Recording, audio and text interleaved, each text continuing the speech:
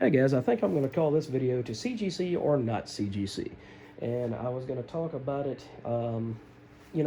my personal preference, and this is just me, is I buy comics to read them. I buy them to flip through them. Now, is it nice to have a copy of this ASM 100 in an 8.0? Of course it is. But by the same token, unless I decide to break it loose from the trappings of the slab, I'll never be able to read this book. And to me, the art has always been as important as the writing. You can have the greatest writer in the world, and if you have the wrong artist paired with them, it damages the story. On the other hand, you can have a not so great story, kind of like the current run of ASM, to me. I'm not a real big Zeb Wells fan. Not nothing against the guy himself, but the story that is going on in that title right now, I'm just not into it. But I've been collecting Amazing Spider-Man since '92, so I'm just going to continue on and hope that it eventually gets better. But anyway, to get back to this, it's an 8.0 CGC graded ASM 100. I love just having this book in my collection. I have every issue of Amazing Spider-Man minus the 194, which was the first appearance of the Black Cat. I have every issue from that point on, I think from 190, all the way through the end of the original series at 441, and then to the current issue of Amazing Spider-Man. So you could say I'm a Spidey fan. But I would just love to be able to read it, to flip through the pages, to feel the history. It's kind of like that whenever you've got history buffs and people that are bibliophiles and love books at the same time, then you get a weird nostalgia because you'll go back and buy a book that you already know that you have, whether you spend 50 cents on it or spend $50 on it. You'll go back and buy that same book again a dozen times because it's got that nostalgia factor for it, either in the art or in the writing or in the combination of both. So I'm surprised that Frank hasn't thrown me out of his shop simply because he's got an entire wall behind me of graded books. So it's got its detractors and it's got its champions. I'm not a detractor other than the fact that it has caused the whole speculator market to boom. And books that I know when I was a kid, and I understand that was 25 years ago, but books that I might have seen at 10 years old, 12 years old, something like that, and I could pick them up for $20. I bought Amazing Spider-Man 13 in a raw form back around 1998, 1999. And I want to say that I only paid maybe $150 for it. Now, it was probably, if you want to go with the grading style, it was probably only a 3 or a 3.5 at best. But it was the first appearance of Mysterio, and I had it in my hands, and I could flip through it, and I could enjoy holding that comic and touching it and smelling it and getting the history off of that book. It's kind of like going to a library where you don't have books that you can read. They're all slabbed. What value as a reader does that hold for you? It still holds value because it's a first edition of The Wizard of Oz by L. Frank Baum. It holds value simply because of that. Life on the Mississippi by Mark Twain. But at the end of the day, the value of literature, the true value of literature for those that love to read, is going to be reading the story, flipping through the story. And I understand that you can go on to, well, Comixology doesn't exist anymore practically, but you could go on to Kindle and you can download most of any of these major keys, and you can have a copy of it digitally. Matter of fact, before Frank had a copy of the Captain America title that I just showed you in my previous video, I was going to show you a digital copy that I had on the iPad through the Comixology app. But he happened to have a copy, a physical copy, so I flipped through that, and I showed you, and I was able to show you the book. So, like I said, if you love the literature itself, then it's more than just the medium. It's more than just the value.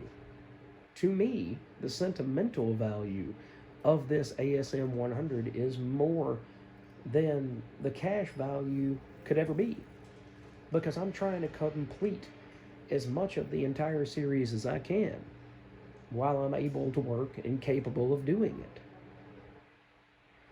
That's what's important to me personally.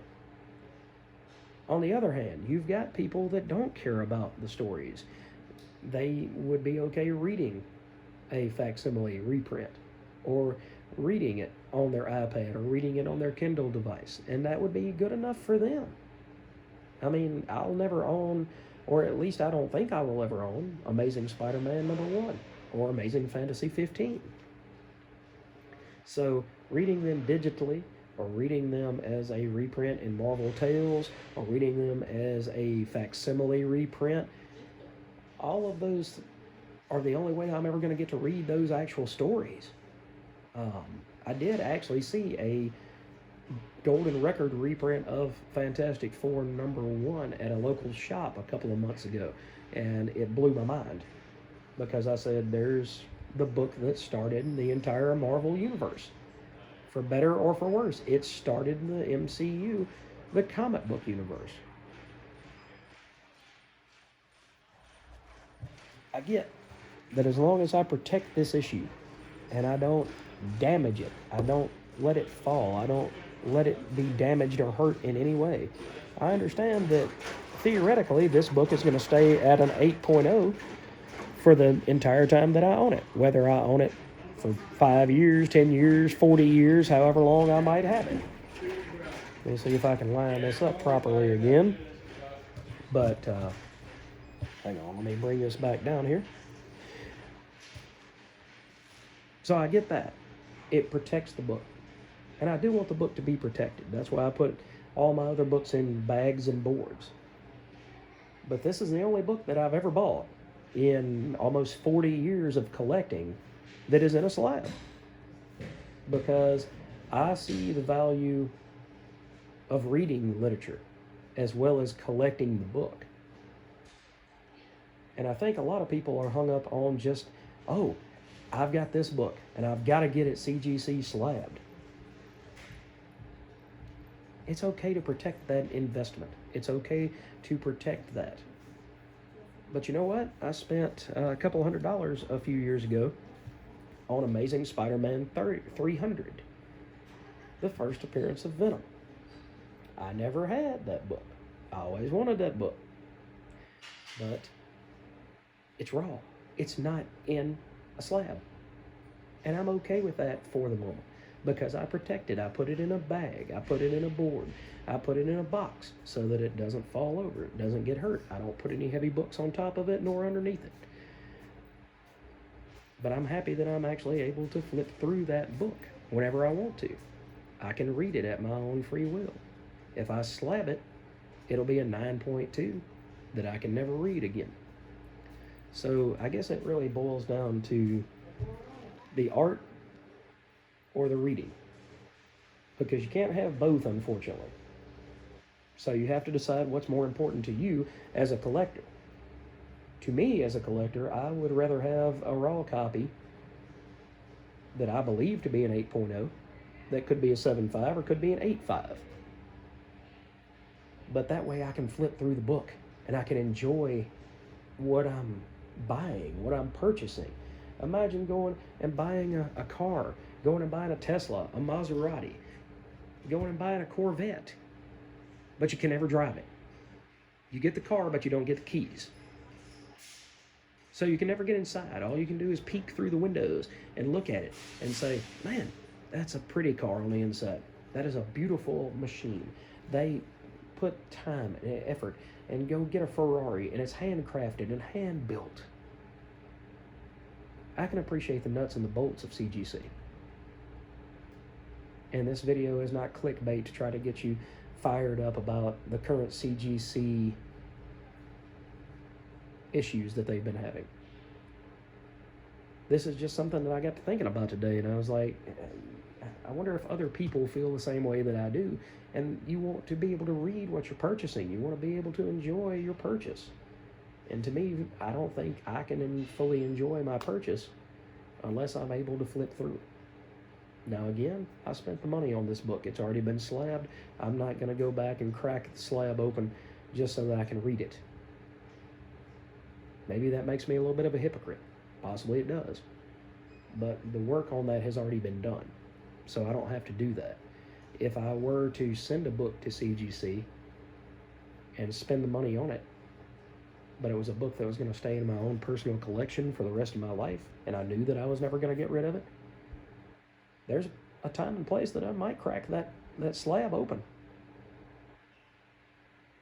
If I have an emotional attachment to that book, and I'm in a dark place, and I just want to read that so that I can enjoy it, I might crack that slab. So let me know in the comment section below what your thoughts are on CGC versus Raw. I think both of them have their good, and both of them have their bad. This is really not an anti-CGC video. I'm not speaking bad about them. There's good and there's bad to each side. But you just have to kind of decide which side of the street you're going to play ball on. So, like I said, thanks for watching. I hope you enjoyed this video.